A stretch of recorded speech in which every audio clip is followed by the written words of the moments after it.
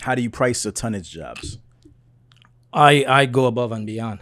I go by miles. If I'm gonna price a job, I do that myself. I have a dispatcher who does a very good job, But when it comes down to pricing, I'm very good at that.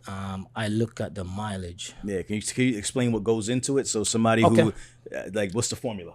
Well, this is my formula. Your formula. My formula. I look at the mileage. I look. Is the truck gonna go through the tolls? Like I go to Pennsylvania on the borderline of New Jersey for cobblestone sometimes. And how I price that job is you got to go to tolls up 95, Delaware. You got to go through PA. So I already factor in all of that. Because what you don't want to do is to say I'm charging, example, just say $500 for this load. And then after the truck does the route, you look back and like, this was toll, that was this. I sit and I spend time and look at the toll, look at the terrain.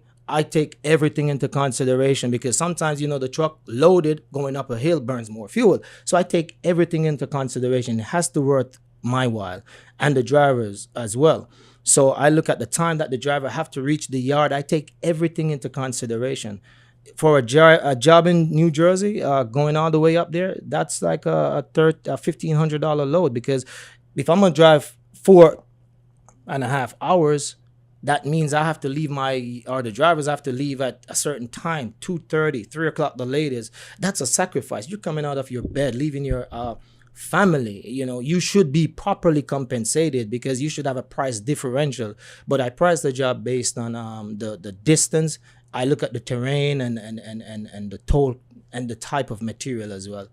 So if I'm going to charge, example, say $500 from point A to point B hauling some washed concrete sand, I'm not going to charge the same $500 to haul some boulders because the boulders is going to be banging your truck. 'Cause somewhere along the line, it's going to be rough coming out and something might get damaged. So I charge for distance and based on the type of the material. But how do you come up with that number? The difference between boulders or sand? Like, how is a boulder $1 and sand is 50 cents? Like, how are you formulating that number?